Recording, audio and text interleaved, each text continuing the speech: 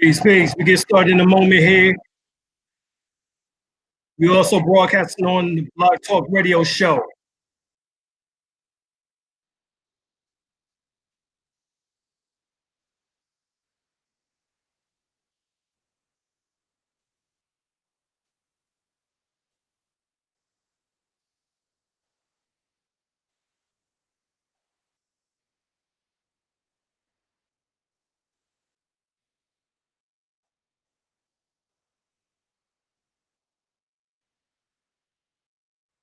Peace, peace, peace. We're glad that y'all coming on, checking out First Water Radio. We're back in the building once again.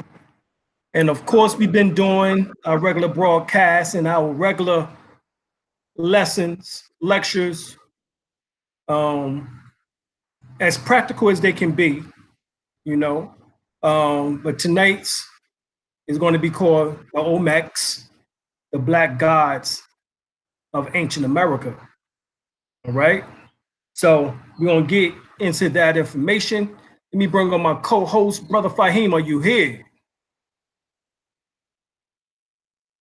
Hey, hi, Tay, Washington Age. How you doing tonight?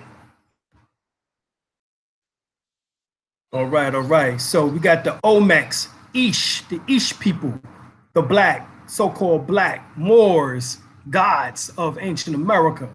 All right. So we're going to be dealing with our indigenous heritage once again, but we got to get into it. You know, so many people do not know and believe that they just came from Africa 400 years ago. Not saying that we didn't have a portion of our bloodline that came recently. They did. However, the vast majority of our bloodline dates back hundreds, thousands, millions of years ago here within the Americas. And so that's what we've been doing for years, proving it. For those that might have seen the Sarah Seti versus Dr. Alim El-Bey debate, you see on there that I got into that information and specifically stated that we are the indigenous people of not just Africa, but of the world. All right. This is why indigenous nor aborigine or aboriginal are terms in which that applies to Albions or Europeans. Well, they're not indigenous, nor are they native, nor are they autochthonous, nor are they aborigines, nor are they aboriginal. All right. In the original sense, that is. So we want to go into history in which that's been missing, that's been taken from us, in which that we've been deceived. So we're going to do like we've been doing and trying to get all the information that we possibly can in. All right. And of course, we're going to go to the presentation. We got to get it. We got to get it. All right. So hopefully you can see the screen. You see the screen yet? All right. So let's get it. So right here, you get the book. What they never told you, what they never told you in history class by Indo-Kemet Kush. All right, go get this book. What they never told you in history class, Indo-Kemet Kush. All right. They have the smaller book, but the one that you really need is the black and white book, right? That's the one that I read back in the 80s, right? That book was the book in which that convinced me that not only was we indigenous to Africa, but we was indigenous to the Americas, to Europe, to Asia, to Australia, and to the Pacific Islands, all over the planet Earth, way before the Albion even came upon the planet. So here it is, the black god of ancient America, another of the 5 gigantic heads of Olmec deities, of the kings, all right? Olmec is allegedly Al-Malik. Al-Malik, Olmec, Al-Malik means the kings. And these are the gigantic heads of the kings in Arabic. Al-Malik. Al-Malik becomes Olmec, Olmec, or Olmeca.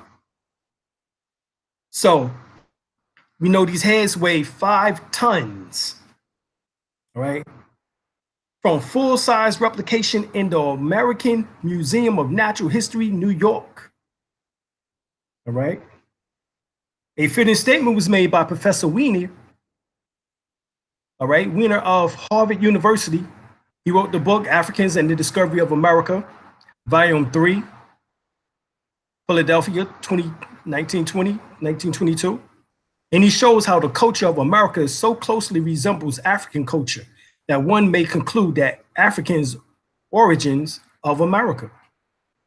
He says the identity of the spiritual civilizations down to the remotest details in Sudan and in Mexico and elsewhere in America leads to the assumption that other cultural elements identical in both continents and are frequently bearing the same name as of African origin, right? And lastly, R.A. Jarasibay, or Jarvis the Day, all right, he says ancient Egyptians and Chinese in America. He points out the black began his career in America not as slave, but as master. As master.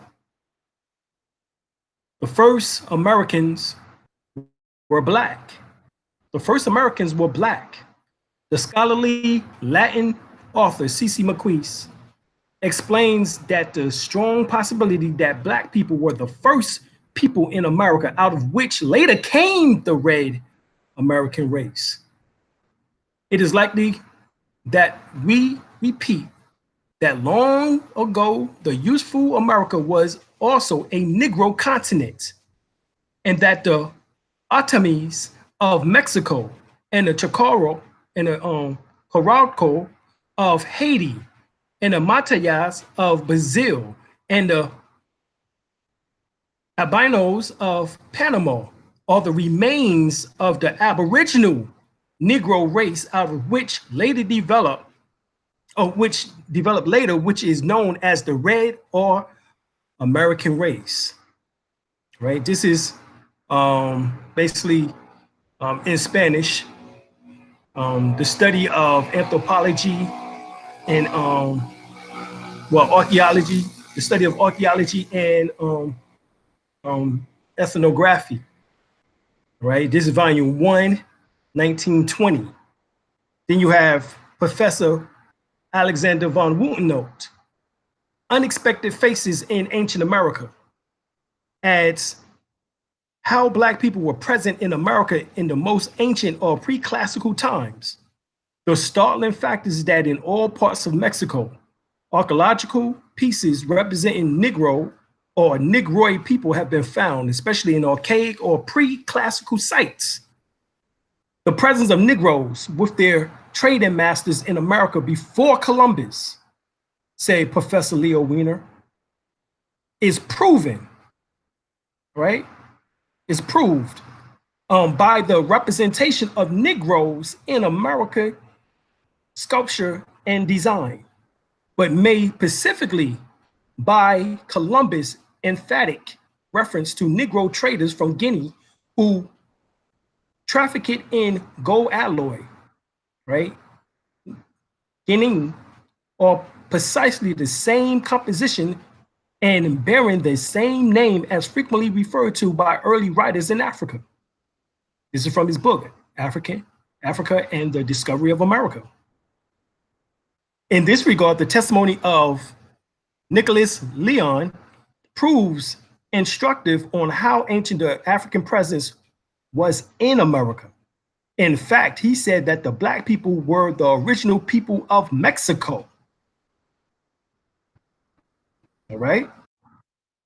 The almost extinction of the original Negroes during the time of the Spanish conquest and the memories of them in the most ancient traditions induce us to believe that the Negroes were the first inhabitants of Mexico.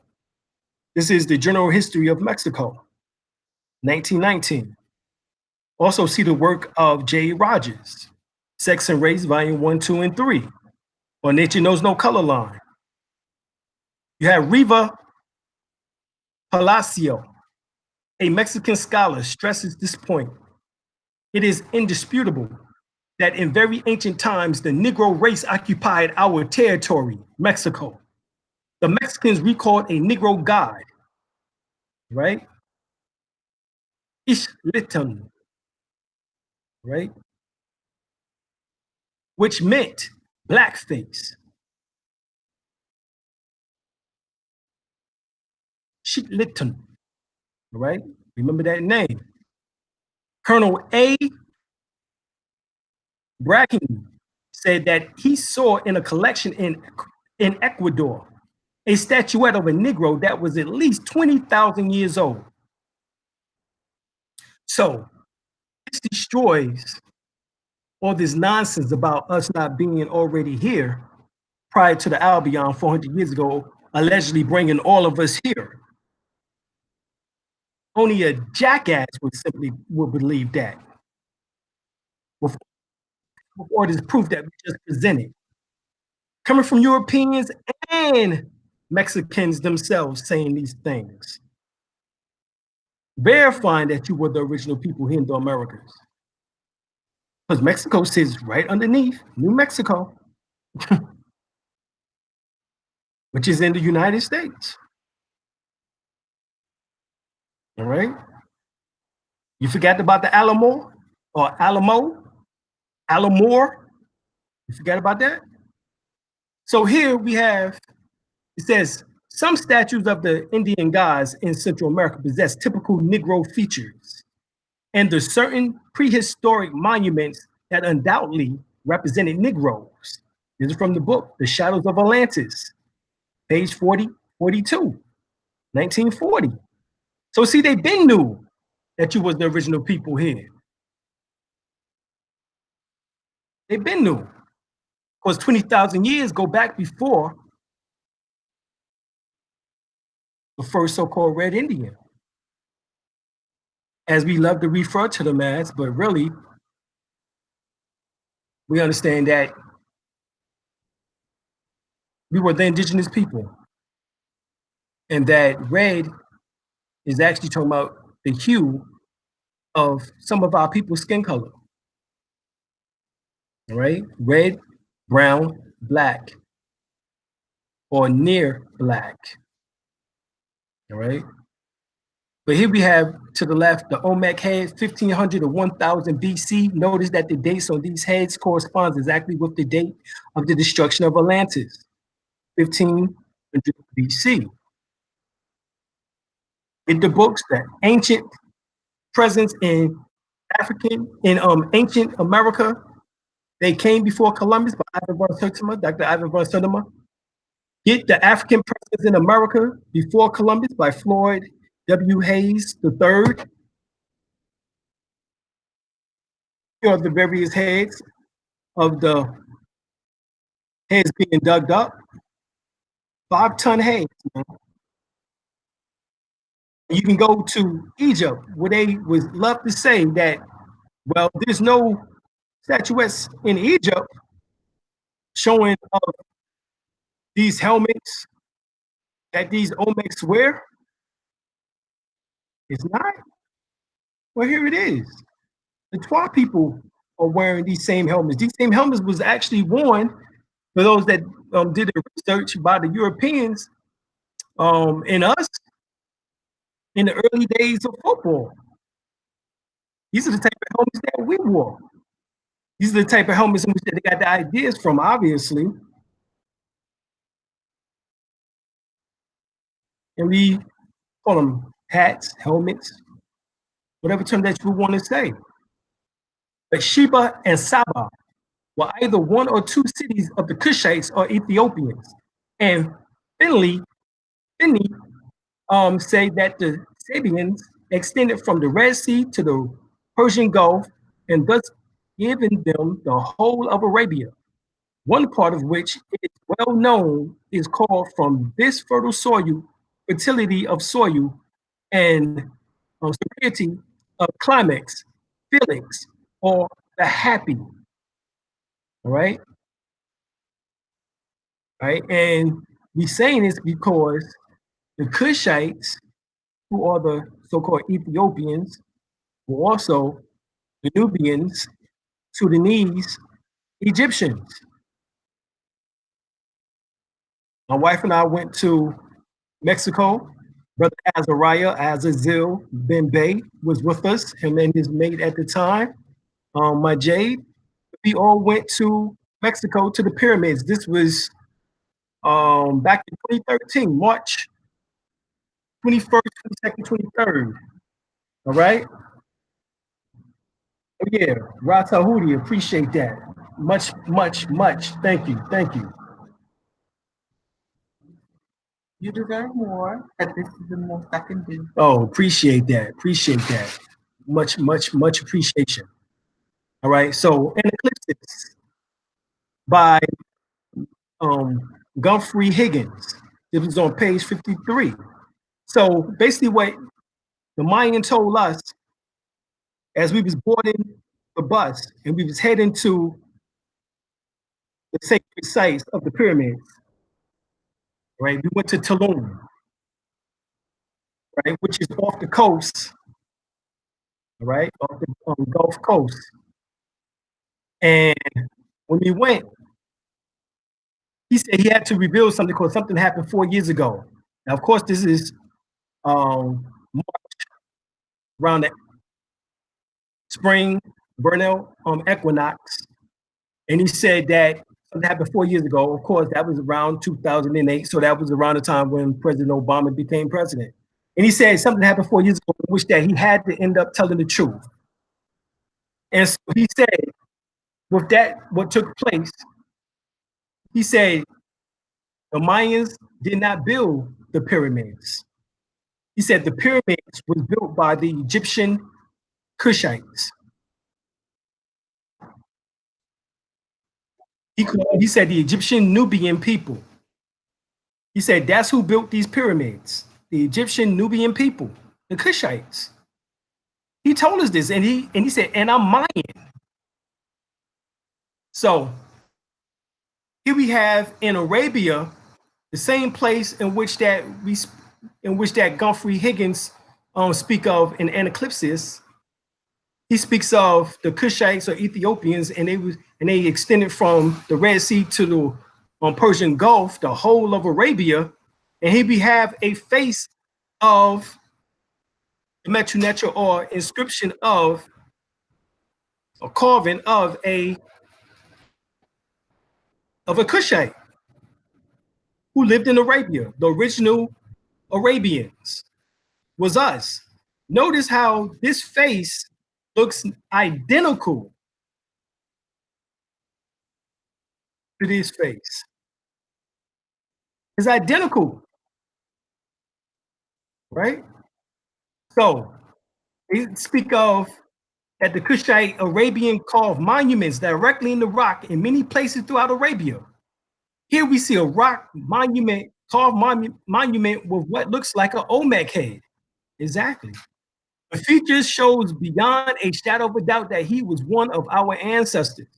This was built by the ancient Cushites of Arabia, who built many monolithic structures throughout Arabia.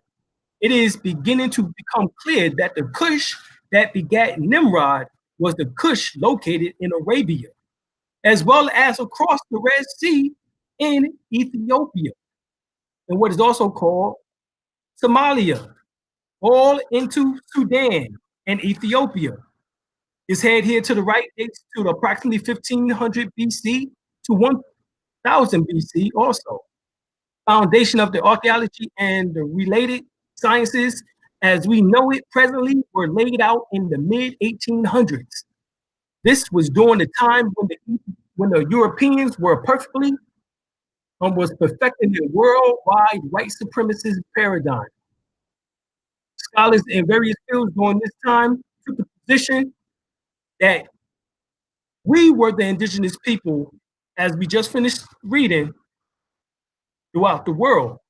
So here you have what's been found, all right? And this dates back in Mexico during the same time, and you notice this looks like a typical said Negro.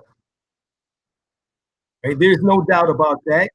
You can see from the curly hair, the broad nose, the thick lips, all right, the wide eyes, that this is us. Here's another example of the Olmecs statue from Tres Zapotes, Mexico. The long shaft behind the head was most likely to insert into a hole in the wall of a temple or ceremonial ball court, right? But as you can see here, had a widow's peak with a little small afro, but the face is specifically Negroid. There's no way that this can get around, no one can get around that. Here's another example.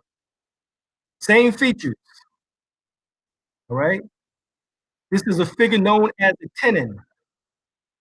These may have been used as ball court markers, which were inserted into walls so that the bust, so also here, protrude from the wall. It is the carved from the pitted volcanic stones and comes from Tres Zapotes, Veracruz, from Veracruz. So in Veracruz, La Venta, and Tabasco, you will find these heads. This is where these heads originated from out of these areas, which is more than 20 heads have been found to date. Right, so this was dated 1600 BC.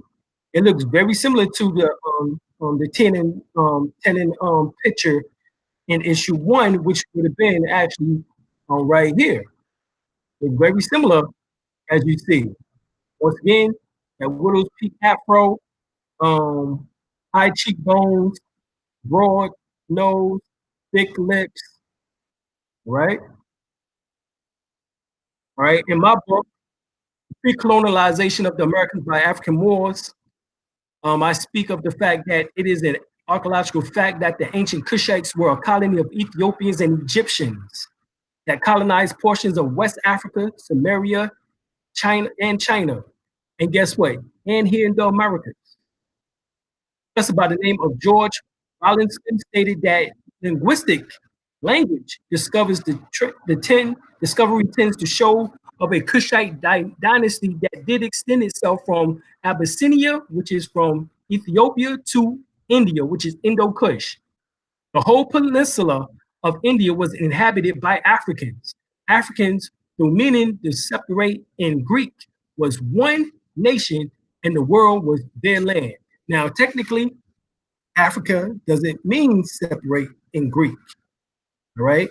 Because the Greeks got it from Africa, which actually was the original name in ancient Egypt, Kemet. The Greeks translated to be the separate, all right? And the separate, what they was talking about was not just separate of the land mass, but separate of a people, but more so the separation of the person from their higher selves, right? This is what they was really talking about with this separation, right? And what I mean by that is that when the soul enters into the body soon forgets that it has a soul, but they become so engulfed with the physical.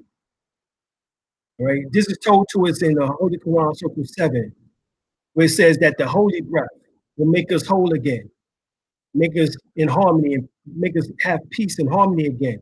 I'm paraphrasing. And that it also states that we chose to tear ourselves from Allah. So we chose to separate ourselves from Allah, to separate ourselves from our higher self, because we got so entrapped into the lower self and its attributes, and believed and began to believe that the only thing that was real was the physical, right? Never worrying and thinking about the subtle worlds, right? And this is one of the problems. So hence the term separate, right? Because where Africa itself, as we told you before on the video, the true origin of Africa and African words, we told you before that um, Africa means the soul, which is Ra, moving in matter or becoming embedded in matter. Matter means the body, the flesh, the temple, right? So the sun, the light, Ra, becoming entrapped, all right, in the physical, right? So here, the African penetration in religion and the civic life and customs was thorough. And to judge from the survival of the Arabic word in a Malinka or Saninka form in America, especially among the Carib and the Aztecs. So the Carib or the Carib Indians or the Caribbean people, who was the Arawak, the Tiano, right? They spoke certain Arabic words in Malinka or Mandinka, right? And so did the Aztecs. That proceed almost exclusively from the Mandinko, either the ancestors of the present Mandinkas or a tribe in which that the Sandinka language has not yet completely separated from its Mandinka's affinities, right? And you can get that from Africa and the Discovery of America, Volume 3 by Leo Wiener, Dr. Leo Wiener. According to Dr. Clyde Winters, PhD, he states in 1300s, many Malians, because the Malians, we come out the Mandinka people, and the Mandinka people are the same people as the Dogon, and the Dogons were the ancient Egyptians 8,000 years ago. There was the astronomers, there was the high priests, right? The astrologers and astronomers. But in the 1300s, many Malians sailed to the Americas. Once again, this is nearly 200 years before Christopher Columbus. Nearly 200 years before Christopher Columbus. And although most Malians settled in Brazil, Mexico, and built the mounds along the Mississippi River, some Malians settled in Florida. Those Malians becomes the Yamasi, which becomes the Gullah people, the Gullah Geechee people, who are the Seminoles, as they are called, who became enslaved due to the European and his colonization.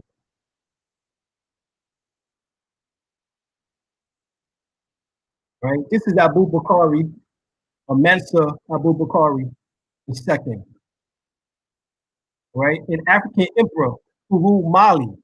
And Mali means where the king lives. Where the king lives. That's what Mali means. And the word Mali also is Maru. M-A-L-I is actually M-E-R-U. There was no vowels, and the L and the R were interchangeable. So America was also called where the kings lives because it was called Meru. Meru, right? America. It was called Meru, right? You can look that up in Webster's Dictionary where it says the original application of the name for American is Meru. So we know that this was where the kings lived also. Why? Because we found more than 20 heads of the kings. Remember, I told you that the Olmecs comes from the Arabic word al-Malik, which means the kings. You get it? This is even found in Arabic. So In the 1400s, discovered America nearly 200 years before Christopher Columbus, according to African griots. Mansa Abubakari II, and the Voyager King, as he was called, once ruled what was the richest and the largest empire on earth, covering nearly all of West Africa, larger than the Holy Roman Empire. And while traveling to Mecca, Mansa Musa, all right, who was his nephew, on his famous Hajj in 1324, informed the scholars of Mamluk, Badari, Sultan Court, all right, who was N. Nasir Id-Din Muhammad III, 1309 to 1340 in Cairo, that his brother, right? So, right here, his brother, Sultan Abubakari II and Mansa Abubakari Kiata the second, 2085 to 1312. Right? Some books you will read and it says that it was his nephew, and here it reads that it was his brother. But here it says has undertaken 2 expeditions in the Atlantic Ocean, according to a Malian scholar, Ngoa Diawara, in his book The Saga of Abu Bakr II. Virtually all of that is known of Abu Bakr II is from the account of Jihad al-Umari. Al-Umari visited Cairo after Mansa Musa stopped there during his historic Hajj to Mecca and recorded a conversation between Musa and his host, Abu Hassan Ali ibn Amir Habib. According to Musa, Abu Bakr became convinced that he could find the edge of the Atlantic Ocean and outfitting an expedition of 200 ships to find it. Now this was in 13, right? This was in within 11, all right? Only one of those ships returned. The captain related that the expedition had come to a river with a powerful current in the ocean. The current took most of the fleet away, all right? After which the captain turned back. According to Mansa Abubakari Abu Bakr was undeterred and launched an even larger expedition with himself as the head. Now departing with 2,000 vessels. We're talking about almost 2,200 vessels, ships that sailed here before Christopher Columbus, 200 years before Christopher Columbus. So if you want to know how your African blood got here, I suggest, and I know that this is how this happened. It came by way of the Mandingos and those in the surrounding area of West Africa, the Benin, the Nigerian, the Niger, the Dogon,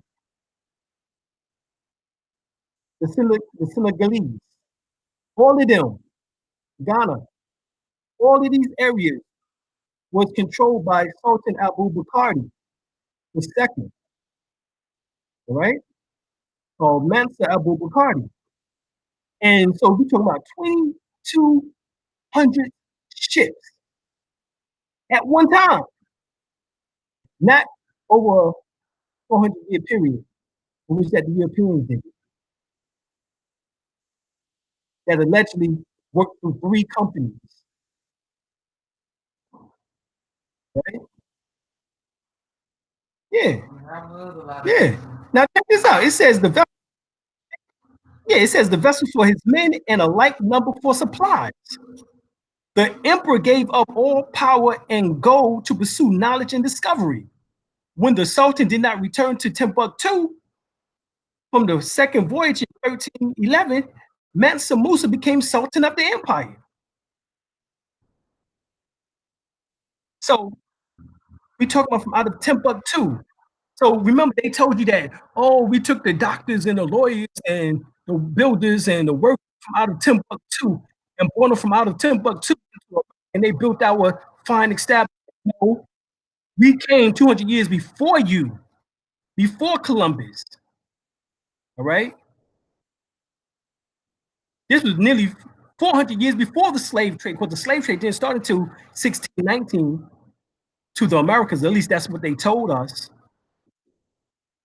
We have some reports, that Sir John Hawkins, in 55, the Nation of Islam speaks about that, and the Nation of God's Word speaks about that.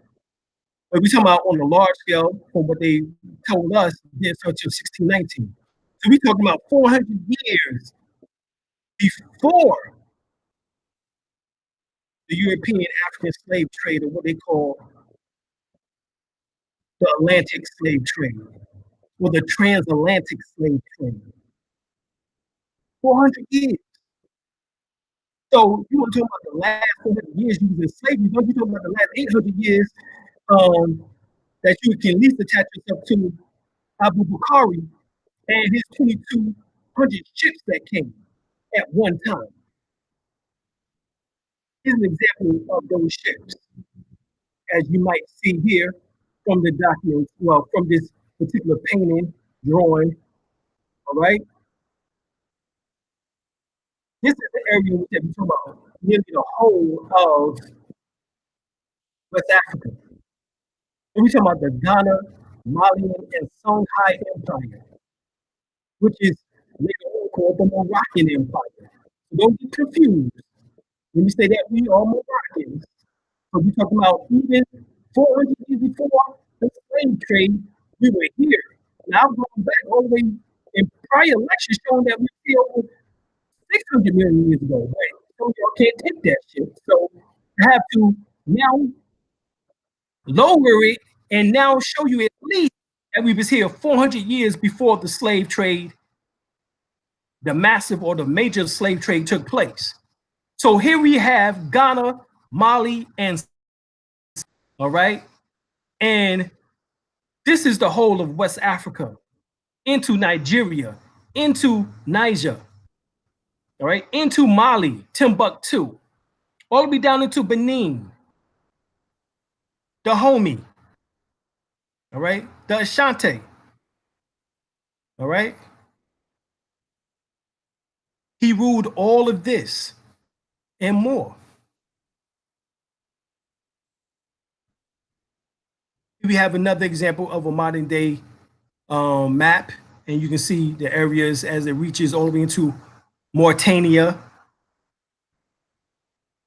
Timbuktu, as you see here, Mali, Niger, Nigeria, Benin, Burkina Faso, as you see here, into Guinea,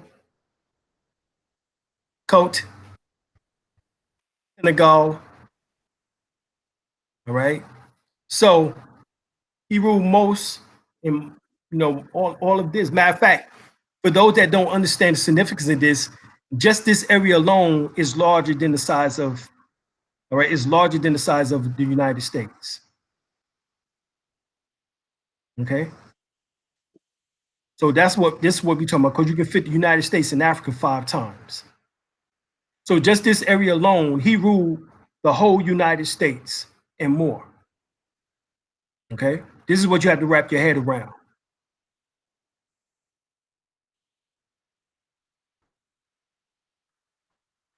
All right. So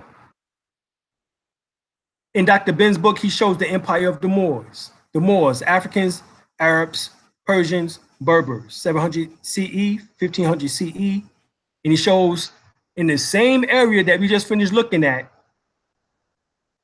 all right, in the exact same areas, all right, the Moors invaded Spain in 1711 under the leadership of Guru Tariq, all right, African Muslim of Morocco. All right, so everybody loved to talk about Tariq invading Spain in 1711, but they failed to mention that he's from out of Morocco. African Sultan established control of the North Africa. Yusuf I was first, 1080 CE. Moors driven from all parts of Spain except Granada in 1250, right? And the fulfillment of that didn't take place until 1492. Moors driven out of Granada in 1500s, all right? That was around 1492. Matter of fact, the last stronghold was Granada, right? During the reign of Fernandez and so-called Queen Isabella, all right? But this is the area from which that the so-called Moors, the empire of the Moors, come from. As a matter of fact, as you see Libya, and we know that the old Marine song states that from the halls of Montezuma to the shores of Tripoli. Tripoli is the capital of Libya.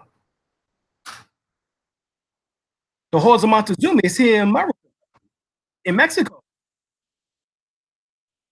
Now, for those that keep missing these points that I'm talking about, well, let's look at Christopher Columbus and the African Holocaust, Slavery and the Rise of European Capitalism by Dr. John Henry Clark.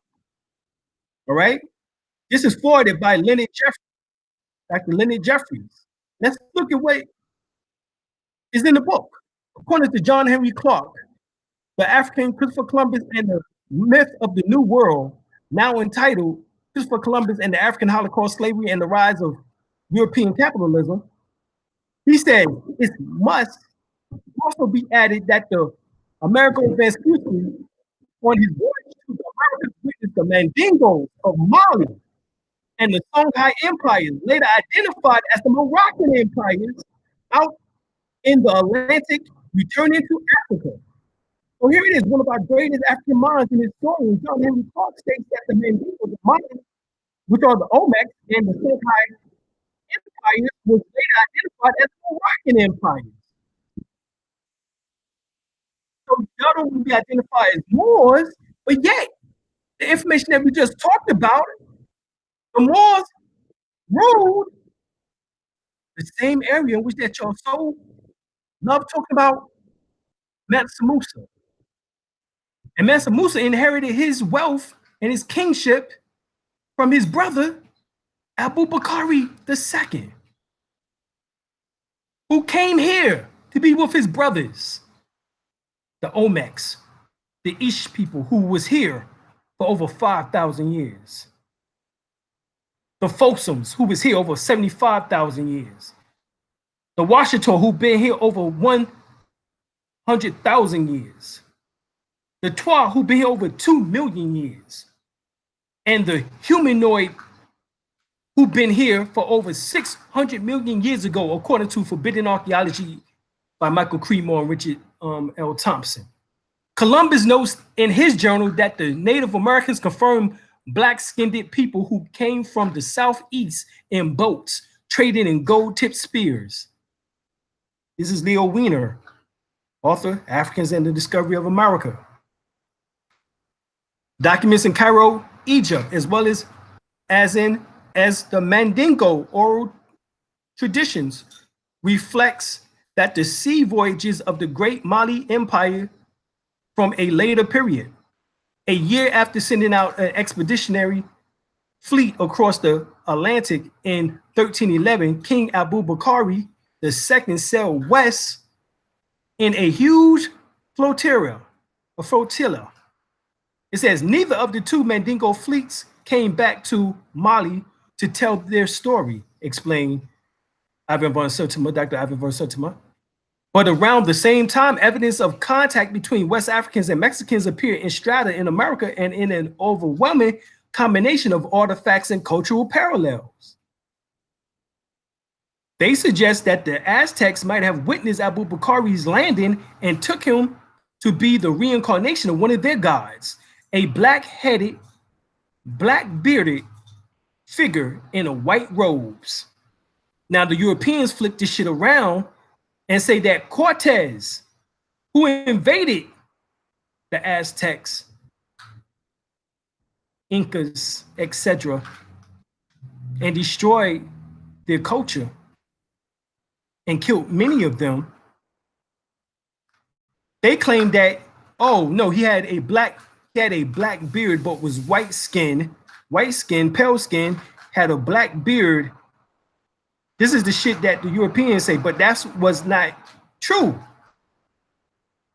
They took Abubakari as the reincarnation of the god who was black-headed, black-bearded figure with white robes. One of the representation of Quetzalcoatl. modeled on a dark-skinned outsider appearing in paintings in the Valley of Mexico.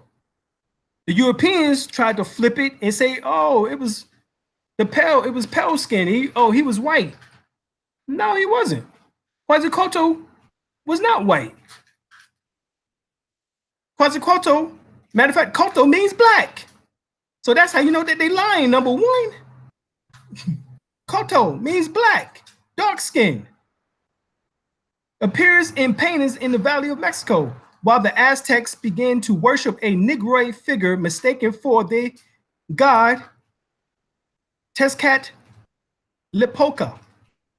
Before he had the right ceremony, because he had the right ceremonial color. So obviously it might not have been mistaken then, because Abubakari, with his 2,000 to 2,022 in 200 ships, or 2,200 ships, came here. The pre-Columbian presence of Africans in the Americas is also reflected in the linguistic similarities and other cultural parallels, including rain-making rituals, in other words, rain dancing, but there are just a few examples of many. Malians are gathering evidence that in 1312, Abubakari II landed at the coast of Brazil. So this is the second expedition, 1312 now, and that he landed in Brazil in a place known as Recife. All right. Its other name is Pernambuco, which we believe is an aberration of the Mandi name for the rich gold fields that accounted for much of the wealth of the Malian Empire, Bori Bambuk. All right, so what they're saying is that the phonetic sounding of Barda or Bari Bambuk is Panangbuka or Buko. Now, that's interesting because even though in the movie Black Panther, they brought up the Spanish word El Doro, huh? El Doro, all right? If I'm not mistaken, I believe that's how they pronounced it. But it meant gold, the land of gold. All right, so this might be the same area, somewhere in this South American area, here. All right, so here we have Arabic Islamic inscriptions. Anthropologists has proven that the Mandinkas under Mansa Abubakari instructions explored many parts of North America via the Mississippi. So they did not stay in Mexico. They came on up into Mississippi and other river systems at four corners. Arizona, writing shows that they even brought elephants from Africa to the area. Now you know that's some bad shit right there. 2,200 ships alone is impressive, plus elephants. They brought elephants. Elephants are not naturally from here, but they seen hieroglyphics and drawings of elephants in Arizona. So the different ethnic groups brought to the Americas closely corresponds to the region of heaviest activity in the slave trade. Is that a coincidence that the 2,200 ships that came from these same areas, over 45 distinct ethnic groups were taken to the Americas during the trade? This is what they told us. And of the 45, the 10 most predominant, according to slave documentation of the era, are listed below. The Jabi, speakers of Togo, Ghana, and Benin. All right. The Akan of Ghana,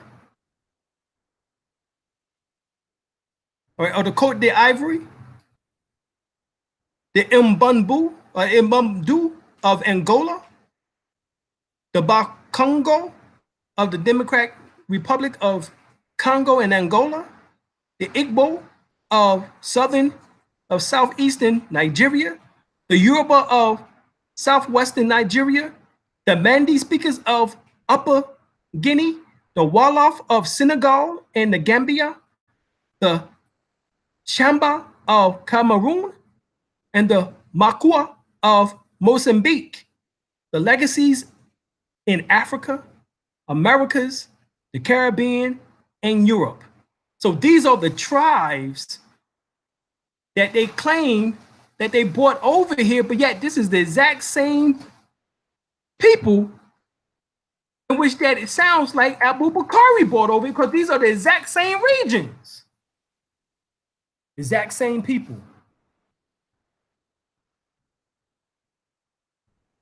Is that a coincidence that Abubakari comes over here with 2,200 ships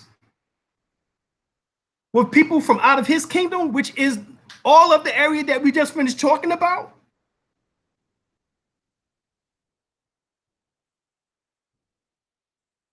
Or the European brought all of us over here?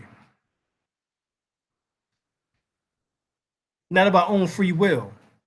And for those that don't know any information about Timbuktu, Timbuktu was the largest schooling or universities in which that we had after the destruction of the Library of Alexandria in Egypt.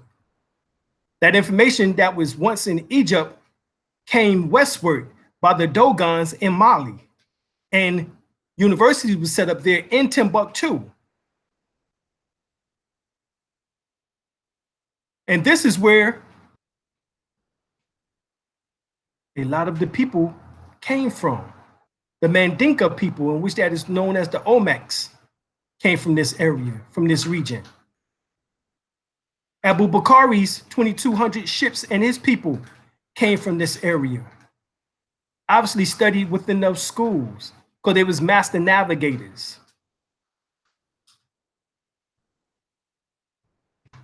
Right? You believe that the European brought all of us here, all 45 distinct ethnic groups. And this is in the exact same area now. Well, I can tell you, I think not. Even the Europeans at the highest level, all right? Those at the United Nations tell you that we are the indigenous people. Read the Inter-American Declaration on the Rights of Indigenous People. All right? Section 1, Indigenous Peoples. Article 1, definition. In this declaration, indigenous people are those who embody historical continuity with societies which existed prior to the conquest and settlement of their territories by Europeans. So the Europeans, so anybody that was here in the Americas before the Europeans came were indigenous. Damn. That's what they just told you. So I just proved to you that you had ancestry that was here. So let's say that the European brought us all over here, which of course we can't say that. But let's say that the European brought a portion of us over here. And the only thing he did by bringing a portion of us over here from these same areas that he claimed that he brought us over here from, we connected with those people who came on the ships of Abubakari, those 2,200 ships. You think they just, you know, it was just a few hundreds of them on 2,200 ships?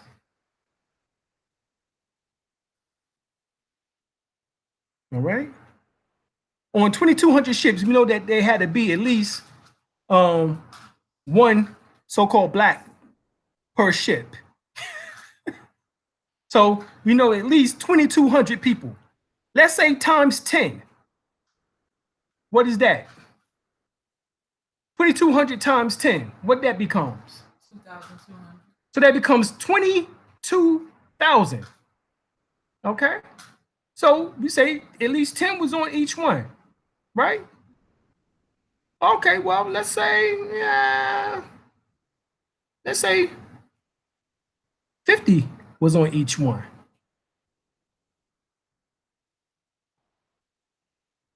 Wow. Yeah. 220. No. Right. And you said That's what I said, 22,000. So 22,000 times 50, right? So let's say 50 people was on each one of those ships. Now, you know, they had to bring the elephants and everything. So we already know that. So we can say that they had at least 50 people. So 2,200 or 22,000 in this case, right?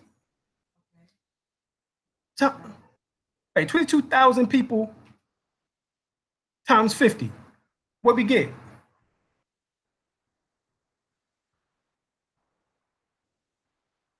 and 1,100,000. Right. So we talking about he brought over here at least now. All right, we're gonna be generous with this. 75,000. 75,000. Exactly. So let's say we're gonna be considerate. So he brought over here maybe on those 2,200 ships, 75,000 people. Okay, which once again was here at least 400 years before the so-called slave trade that they told us about from 1619. You get it?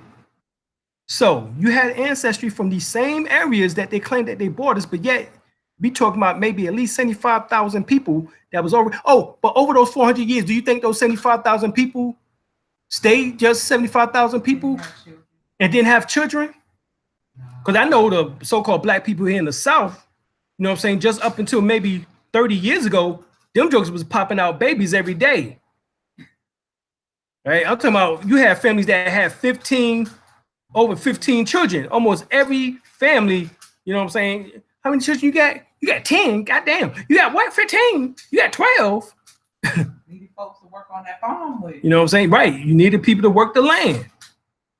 And remember, they was in Mississippi now. Arizona. All right. So here it is. It says, in this declaration, indigenous people are those who embody historical continuity with societies which existed prior to their conquest and their settlement of their territories by Europeans, as well as people brought involuntarily to the New World who freed themselves. As we went over that last night, the remnants of those Olmecs, of the Mandinka people, were the Seminoles, the Gullah people, known as the Yamasees. And you get the Gullah Wars, the Yamasee Wars, the Seminole Wars, same people. As we've been told y'all that.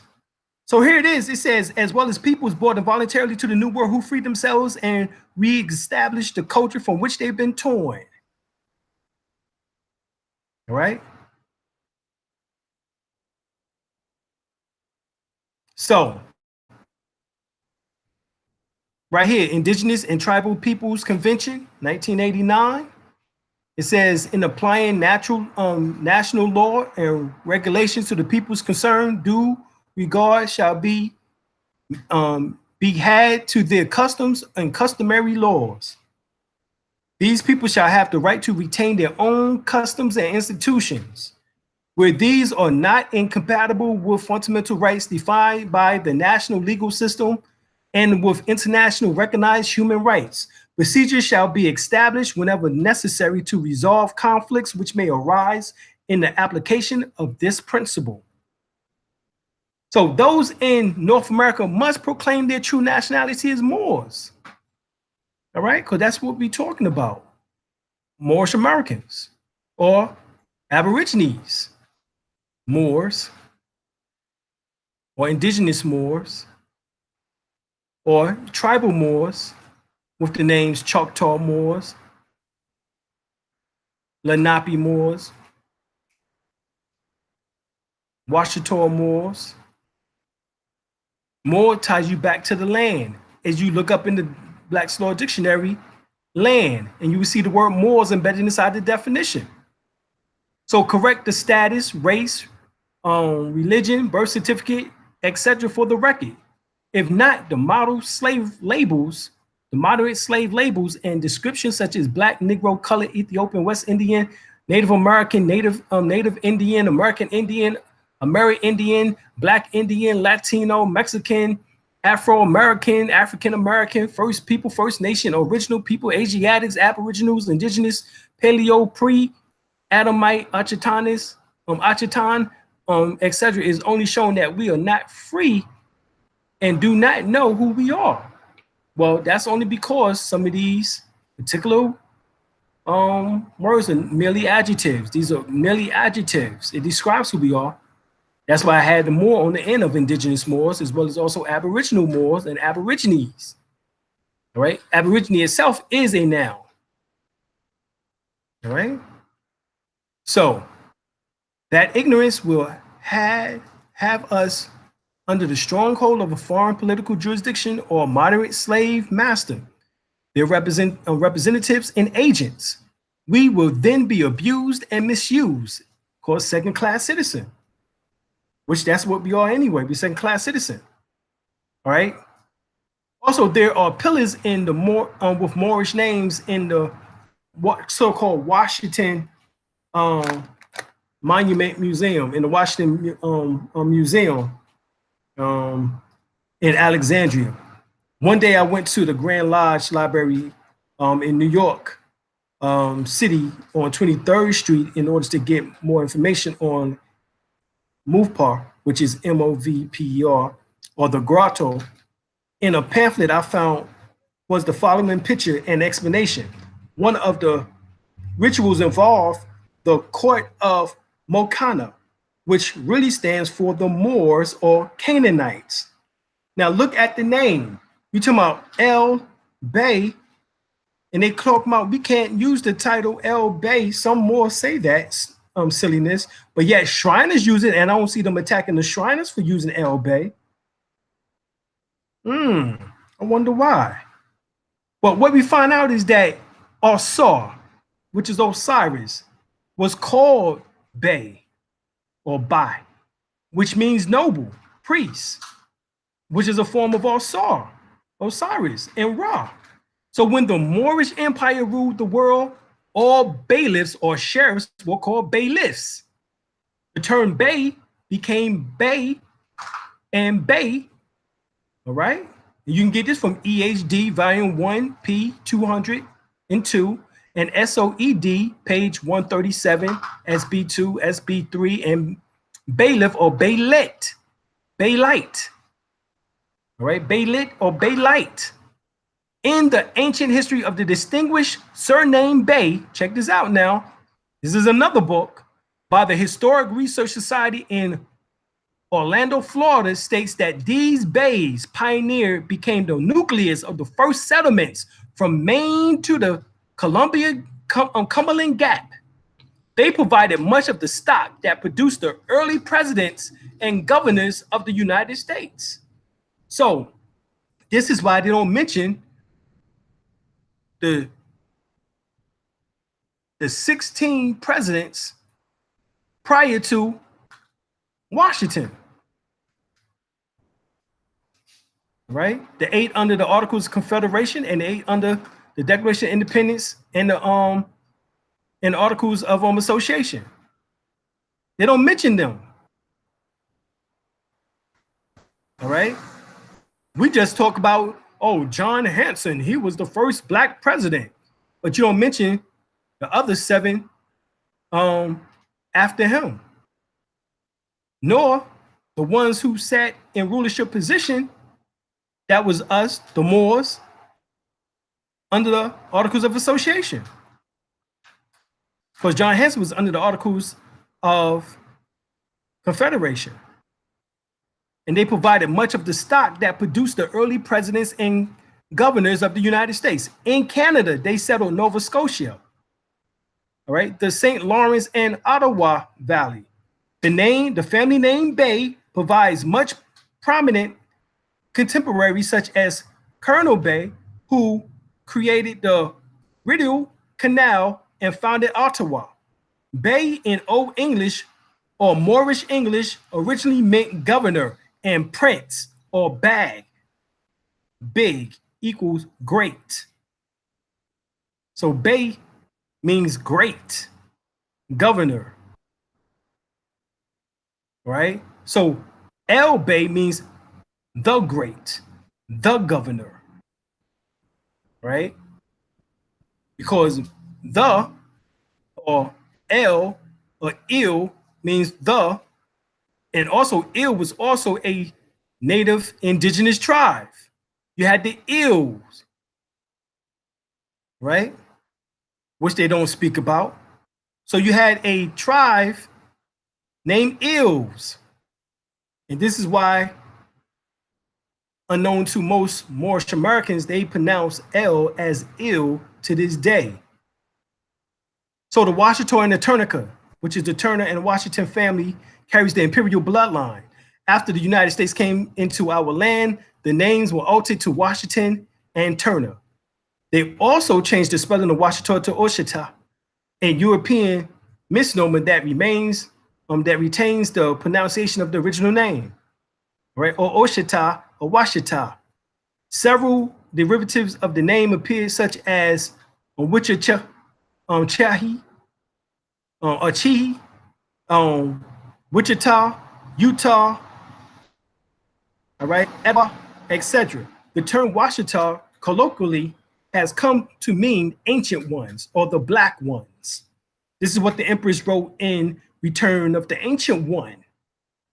All right, Return of the Ancient Ones. All right, so here, clearly printed on the original map of the Spanish land grants, the river named Rio Negro, Rivers of the Blacks, is simultaneously labeled Rio Ushita or Washita, River of the Washita. In the Egyptian Kemetic hieroglyphic dictionary, Washita appears as Washet or Washhutte or Wajeta, and Set or Sebet, and Sebet becomes Sabet, Septi, which becomes Shabazz. So the Lord's tribe of Shabazz is the Washita. All right, the Nation Islam has the science of the tribe of Shabazz, the Lord's tribe, the lost but yet now found tribe of Shabazz. That's the Washita. Pre-Mayan spelling in our original Mu language was Ushaktonk or Ushashaktonk, Wahunktonk or Washaktonk, Washatonk. In the ancient Orient, Shawangti, pronounced Shiwati, Shawati. Shiwati becomes Washita, Shiwati. Was the first sovereign emperor of China. Under what? The Shang dynasty. Under the Shang dynasty, Olmecs, it was the Mandingo, the Malian, the Dogon. So if Black Americans knew they were originally from America and not from Africa, at least not from 400 years ago, all type of hell will break loose, because you would now know that you are the indigenous people. But you had to go and listen to old Henry Louis Skip Gates, because he skipped right over your damn heritage and right over your history. This old literary critic, educated scholar, writer, editor, and public intellectual. He was the first African American to receive the Andrew W. Mullen Foundation Fellowship, and he's received 51 honorary degrees and numerous awards for his teaching, research, and development in the institution to study Black culture. Nothing indigenous now, just the fact of you coming from slavery. Notice all of his damn PBS shows speaks about people coming from slavery. That's all he talks about.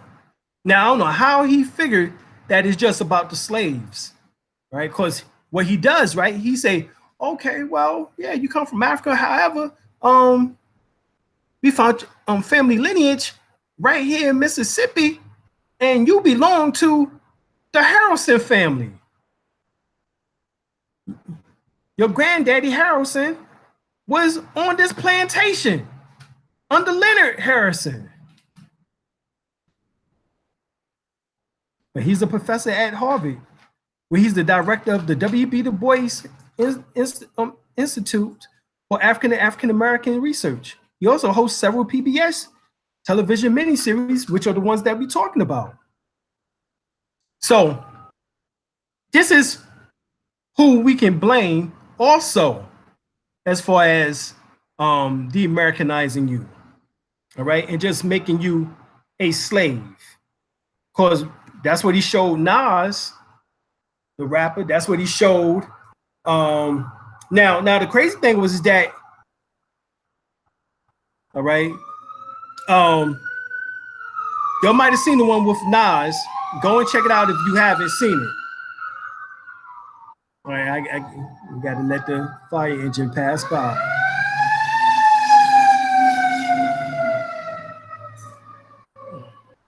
All right, so, all right, you might have seen the one with Morgan Freeman.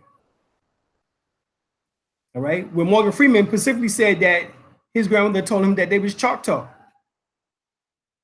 But Henry Louis Gates said, nah, you an African slave, nigga. He was an African slave. He did that to Cheatham, who also believed that he was Choctaw. Oh, nah, you was a slave, nigga. Yeah, you was an African slave, nigga. Now, how can you distinguish the 200-year to 400-year period that we just talked about with Mansa Musa people coming here 200 years before Columbus and the 200 years or 100 and some odd years after Columbus? How can you make that distinction between the genetics? What markers would you have for that 200 to 400-year period? Could we talk about from 1311, 1312 to 1619, when the slave trade began on a major scale from what they told us. All right. To the time that slavery was over, 1865.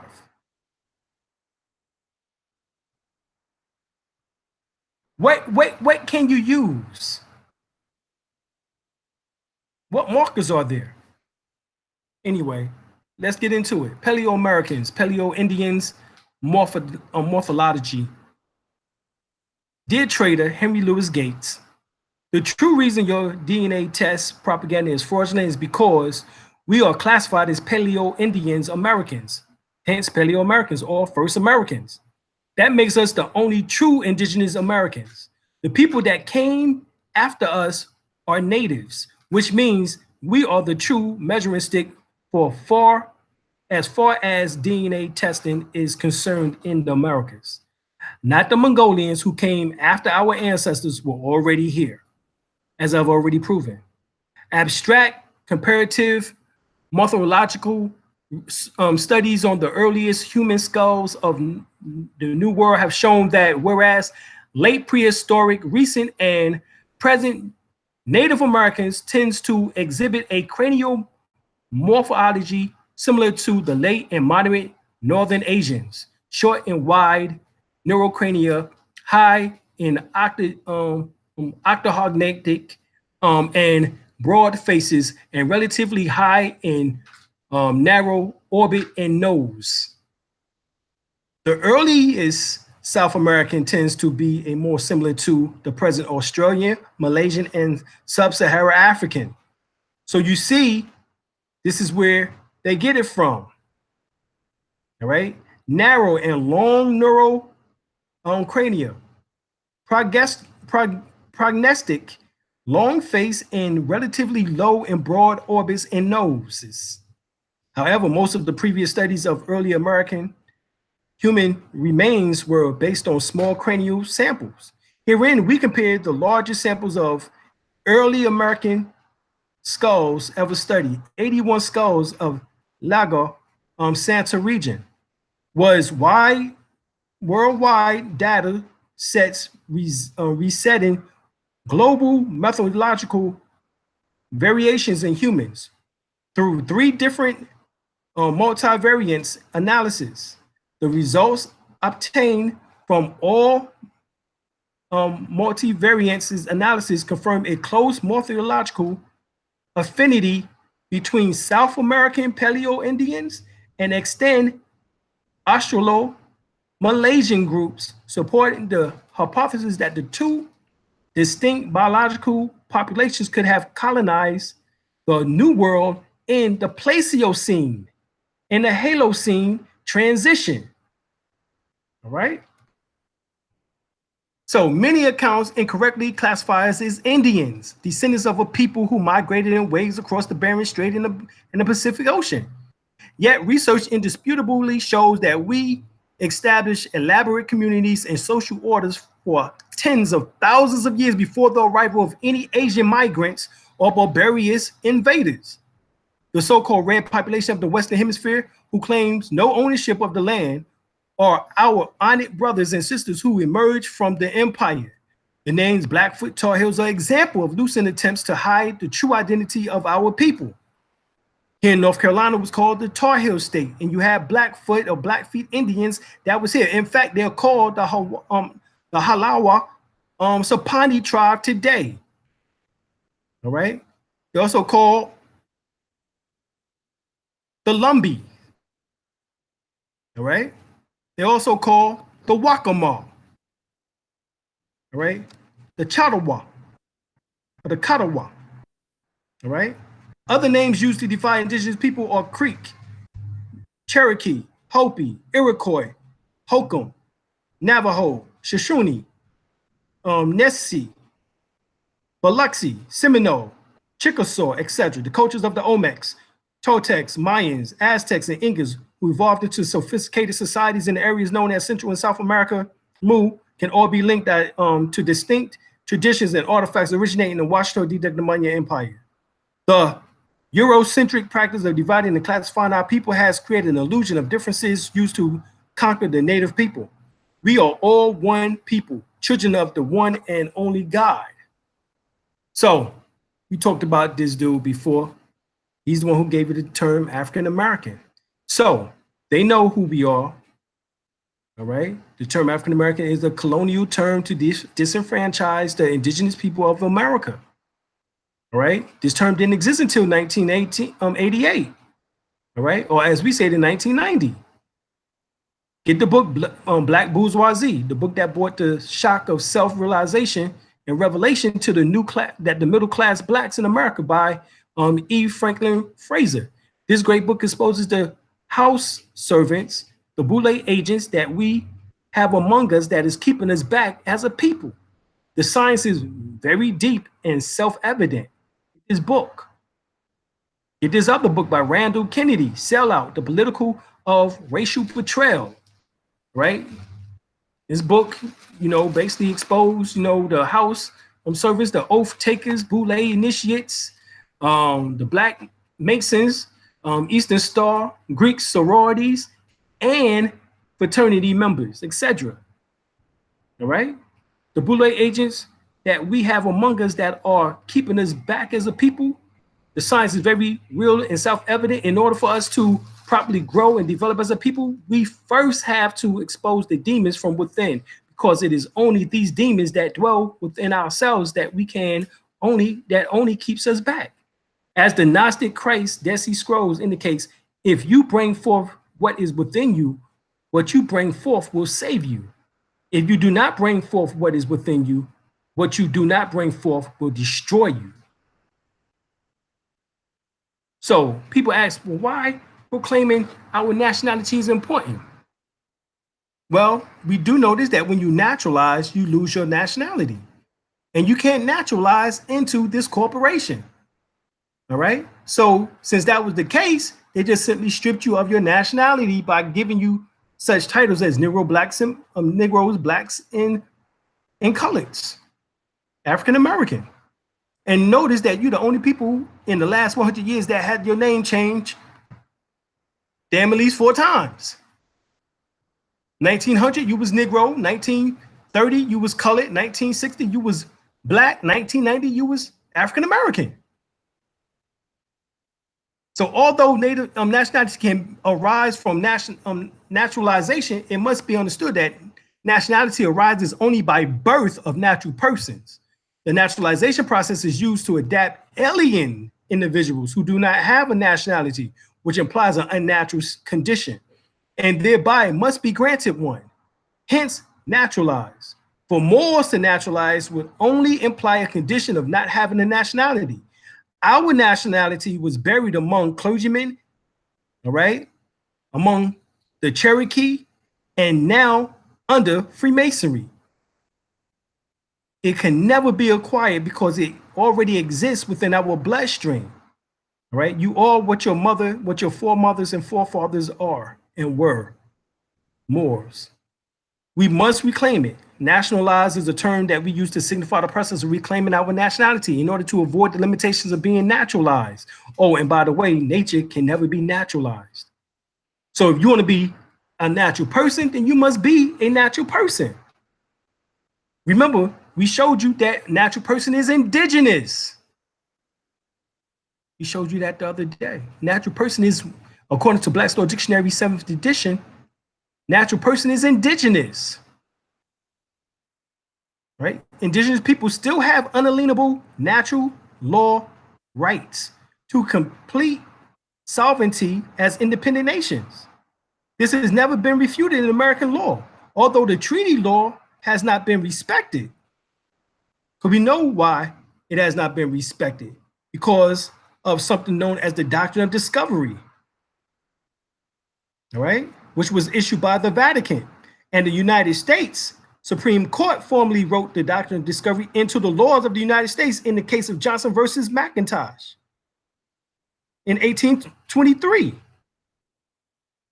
All right, and Chief Justice John Marshall wrote, discovery give title to the government, by which subject or by whose authority it was made against all other European governments. So Indian people are still denied their rights. Indigenous Aboriginal people are still denied their rights, simply because they are not Christians. There was not Christians at the time of European arrival. This is what Stephen Newcomb say. But really few people realize that the legal distinction between Christians and who was actually the Cretans, which means and the so-called heathens, i.e. indigenous people, Native Americans and the people, is still the law of the land today.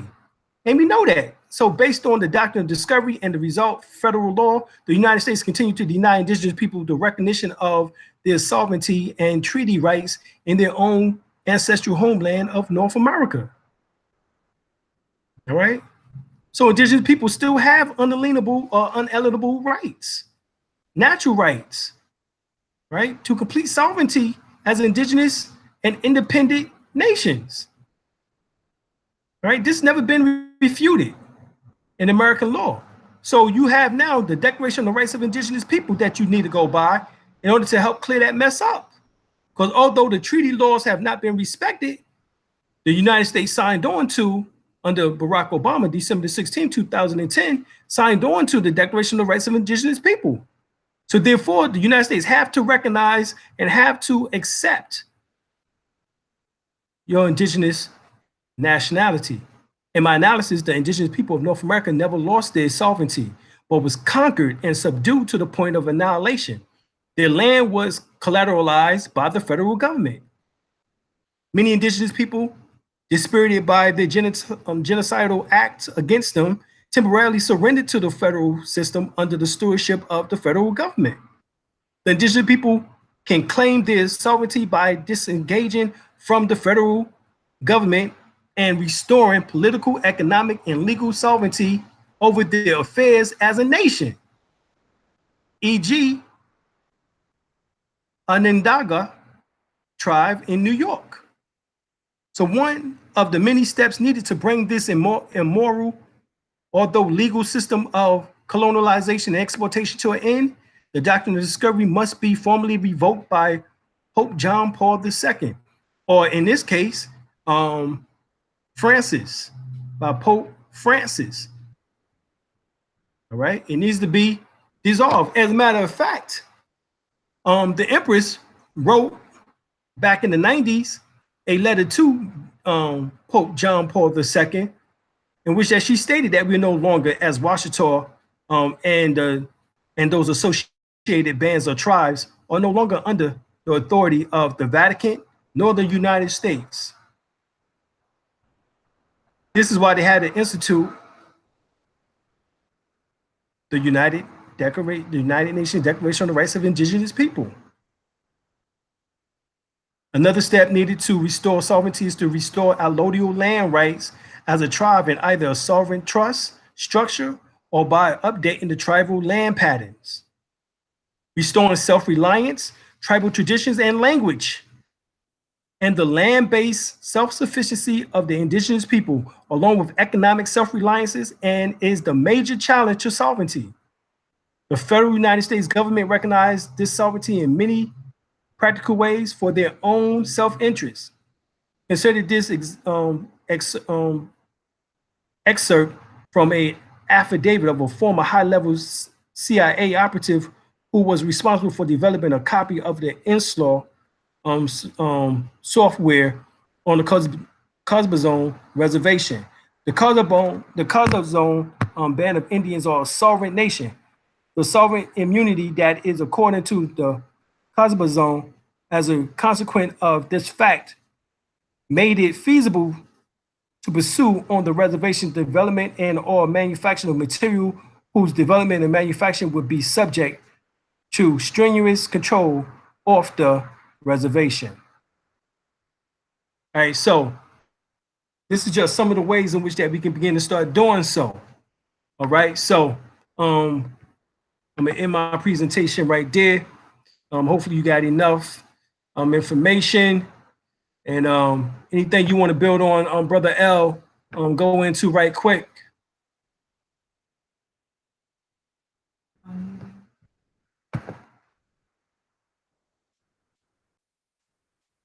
Peace. Yes, we got you loud.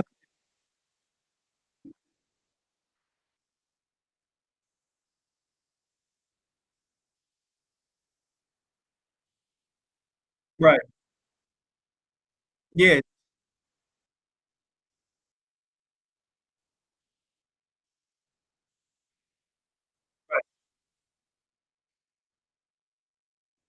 Right. Well, we can right. We proved that so many times in class till it's ridiculous. But now we got to bring this information to the people, who's here, who's listening to us maybe for the first time, by way of Google Hangout, by way of YouTube, or by way of the radio show.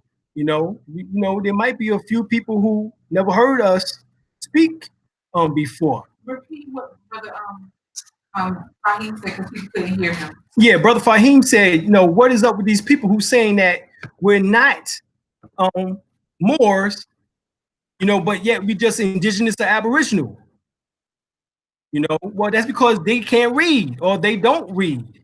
Because let's look at it. Can you still see the screen? Well, also too here.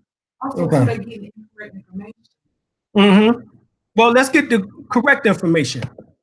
Let's get it from Dr. John Henry Clark. All right? Can't hear it, then I'll talk about it. He said we are a nation in this country, searching for a nationality. And once we find our nationality and serve that nationality, we'll do for ourselves what needs to be done. All ethnic groups in this country understand they got a nationality. Because you answer to such stupid words as Negro and colored and black. He said, you have no nationality. He said, Negro is not a nationality. He said, some man named, some man from Portuguese done called you that, and from Spanish. He said, color is not a nationality. He said, black is not a nationality. Black might tell you how you look, but it doesn't tell you who you are.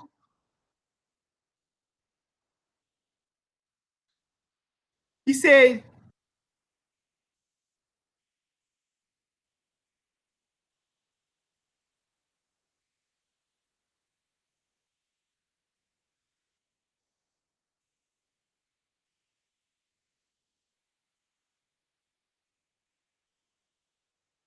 Mm. Now hold on. Let's go back.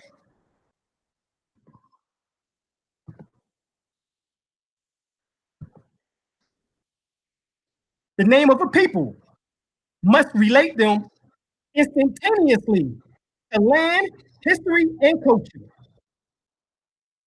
Once again,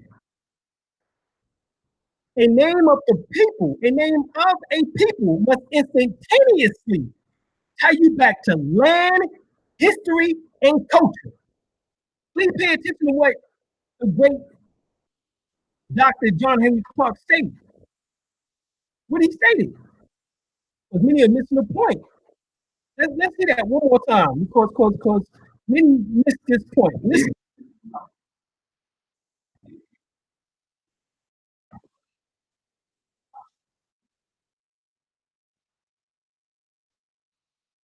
A name of the people must relate you instantaneously, like the land, history, and culture.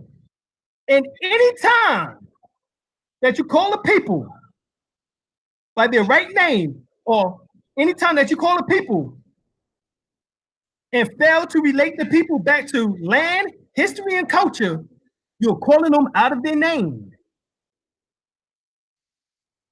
He says, no black land or black Ola. Ain't nothing wrong with the black.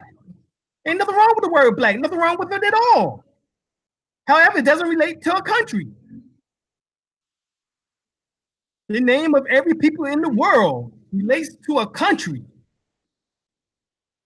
And once you think instantaneously to land, you think of nationality. You belong to something big in the world.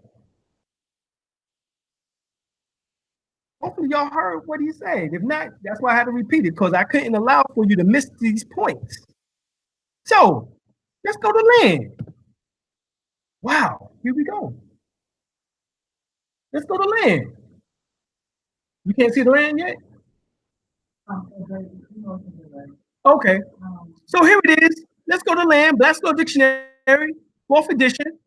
It goes to land, and it says land, in the most general sense, comprehends any ground, soil, or earth whatsoever as meadows, pastures, woods, moors, waters, marshes, ferns, and heaths. What? The word land is synonymous and interchangeable with the word moors. Remember, John Henry Clark said, the name of a people must instantaneously tie you back to land, history, and culture. Well, you tell me who has more culture in which that Europe has said that was given and have done that they actually stolen from the African people, who was the Moors.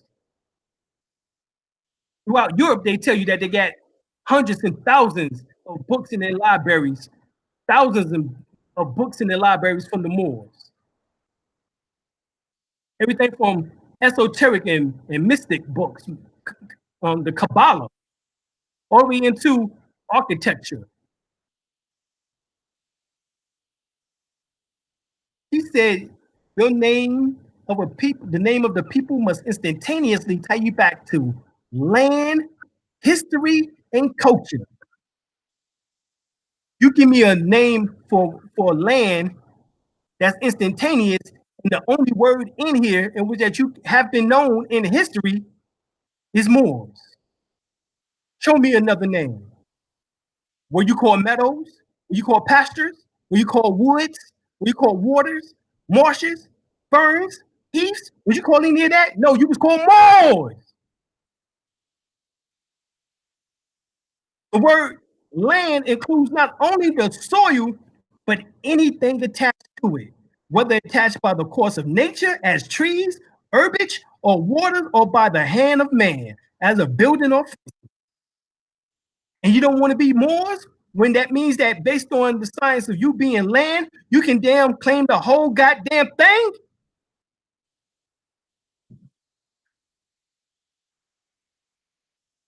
This is amazing to me. Destruction of black civilization. Yeah, yeah. Here it is. Yeah, Yeah, the destruction of black civilization by Chancellor Williams. He says, now again, just who are the Moors? The answer is very simple or easy. The original Moors, like the original Egyptians, were black Africans. So how you gonna damn separate the Moors from Africans when he just told you that the Moors were Africans? You dumbasses. As amalgamation became more and more widespread, only Berbers, Arabs, and coloreds in the Moroccan area was called Moors, while the darkest and the black-skinned Africans were called Blackamoors. Eventually, black was dropped from Blackamoor, and all you was given, but the Amor part was taken from you. And in North Africa and Morocco in particular, all Muslim Arabs, mixed breeds, and Berbers was readily regarded as Moors. The African blacks, having had even this name taken from them, must contend for recognition as Moors. So now you don't want to contend for recognition as Moors, because you believe that bullshit that Moors enslaved Africans. Africans were Moors. Hell, Jerry, the former president, Jerry Rawlings of Ghana, issued back in the 1990s an apology to African Americans for the enslavement and their participation in the slave trade. Recently, we seen a video with an African. You remember his name? I can't remember the African name who we just seen this past week. Apologize. Who was that? It was an African just past weekend. This past week, who just apologized for the same thing. Okay, so there's been apologies, but guess what? You won't call them Moors, you would call them Africans, but they still live in Africa. So see, this is the dumbness of you listening to jackasses that haven't done any research and study. And if they did, they're trying to keep their position and confuse you. What most of these agents are doing. I won't call the names here, but you know who you are. Noble Drew said. Noble Drew said this: children, you are at home. The European is 3,000 miles from home, and he's going to have to take some water. When the Europeans go back to Europe, the climate will go back to what it used to be. Before the Europeans came here, the bananas was large and the grapes was 4 in hand. All right? Yeah, Benin from Ghana. So now, not only was Rollins who apologized in the 1990s for the slave trade, enslavement of so-called Africans to become African, at least for that 15%, in which that they 8 to 15% in which that they hold responsibility for. But now Benin from Ghana have said the same thing. Okay, so this is just what it is. Like, go and do your research.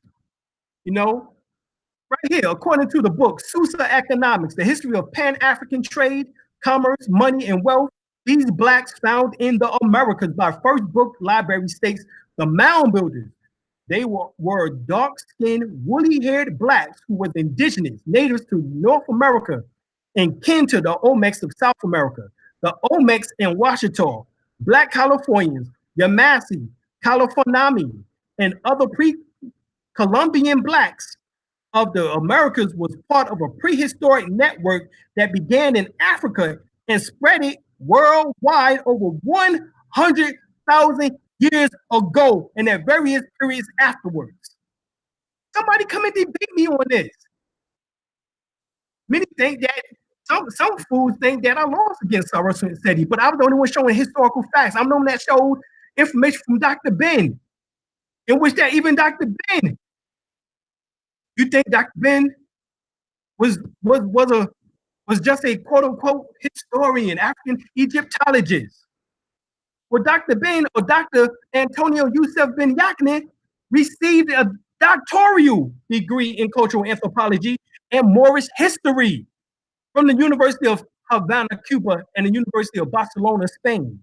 And in his book, as I showed, Cultural Genocide in the Black and African Studies curriculum, he made mention of first as a few of the names we was called with honor by the ancient Asians and Europeans, thousands of years before the Western Europeans knew the Americas existed. Dr. Ben said the term Moors was used thousands of years ago. So see, this is why we go to our great masters. They clear up the confusion. These little that just walked on the scene don't know shit and haven't read books. Hell, they might not even know what the fuck a library look like. Cause they get from damn YouTube, from damn the internet, or regurgitating somebody else what they have said. All right. Master class, yo. Yes, yes, yes.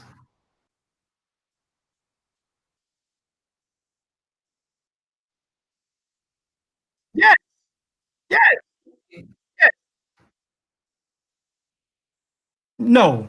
All right. So let's say we all American, or we all American Moors, or Moorish American. All right. This is clear. If we was in Africa, we would be African Moors. If we was in Europe, we'd be European Moors. If we was in Australia, we'd be Australian Moors. If we was in China, we'd be Chinese Moors. Moor, word Moor ties you back to the land. And then, of course, if you live in a particular area, then you will have tribal tradition. So hence, now you would tie your tribe to Moor, because we showed you where Moor is land. The reason why you don't have any land is because you've been taken up from the land because you accepted Negro, Black, and colored status in African American, which ties you not back to land. Now, African American get you closer than Negro, Black, and colored. Best believe that. So that's why I can't crucify Jesse Jackass too much. But these are still continents. These are not countries, as Dr. John Henry Clark stated. All right? You must be tied back to land, history, and culture instantaneously. And there's no other word in land in this definition in the Black's Law Dictionary than the word Moors. All right? Now that you understand that you Moors, because of land and heritage, land ties, instantaneous connections, then you now must, if you're a tribe, you must tie yourself back also historically. When your grandma told you you was Choctaw, then you are Choctaw Moor, which is a Washita Moor. When they told you that you were Lenape, when you are Lenape Moor, Delaware Moor, as they call, or Nanacoke Moor. All right? So you have to understand that you must now, because even El-Bey, Alim Ali, or El-Bey are tribal names. Why is the term tribal used? What they call Africans in Africa tribal. They call Australia, Aborigines in Australia tribal. They call those in other words, indigenous people are tribal. They call those here in America tribal. So we have tribal names, and El-Bey are the tribal names, of course, along with Day, Il, and Ali, Al, and Ali. All right, so understand these connections. So once you add El-Bey, Day, Il, Ali, Al, Ali to your surname, as your last name, you know, which is actually your tribal name and your nobility title,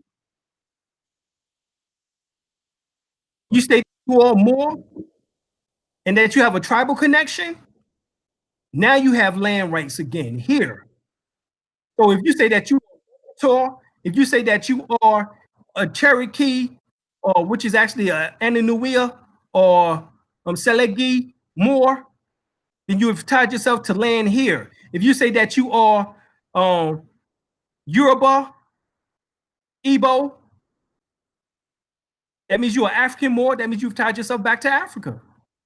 So that means in order to have some type of quote unquote land, you have to be in Africa. That's no problem. Go to Africa and also get land.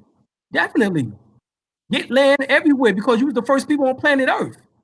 All the land is yours. As a matter of fact, we just finished reading in land with Moors, it says land includes not only the soil, but everything attached to it. Whether attached by the course of the nature as trees, herbage, or water, or by the hand of man as buildings and fences. Claim it. Reclaim it. Okay? So I'm gonna end my journey. Yeah, no problem, brother L. Appreciate you asking that. Hopefully we can clear up the nonsense. Hopefully, people understanding this.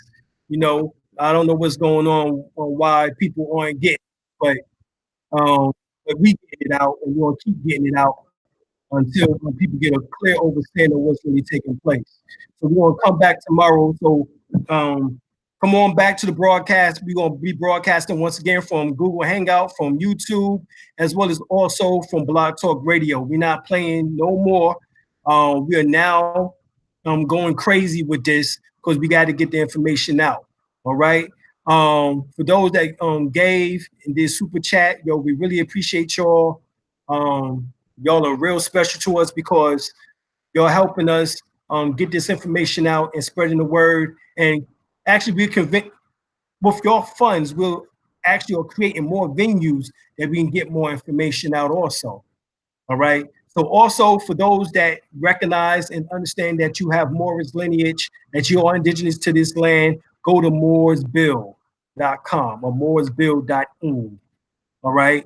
You can go there and join us. We have our own Facebook, all right, where Moors meet, all right, and those who understand our heritage. And no, we ain't just saying that we just came from America. We came from Australia. We came from Europe. We came from Africa. We came from South America, Central America, the adjoining islands. We resided on every landmass, all 7 landmass, all right? Because when we say that we was here in America 600 million years ago, based on what Forbidden Archaeology tells us, and also the hidden history of the human race by Michael Cremore and Richard L. Thompson, they tell us that we was already in the America 600 million years ago. So that means that's 400 million years before the continental drift, before the continents began to drift apart from each other. This means when they was all together, as Prophet Noble Drali stated that the Cushites were on these various land masses before the great earthquake, in which that caused the continental drift. Of course, the so-called 7 continents. All right, so this all correlates. You just have to put the pieces of the puzzle together and stop being confused by these Negroes who just jumped out here yesterday on YouTube, thinking that they damn masters. Ain't no damn masters. Where the books that they've studied and read from? They just damn telling you their opinion off of their head. What books? Give me the goddamn scholarship. Give me the teachers, our great scholars. Hell, give me the European scholars. Okay, yeah, let's get some questions. What did Simeon Toko study? Simeon Toko obviously studied Christianity, Palo, which was his traditional religion. All right, you have various Palos, but the most popular Palo is Palo Mayombe. Yeah.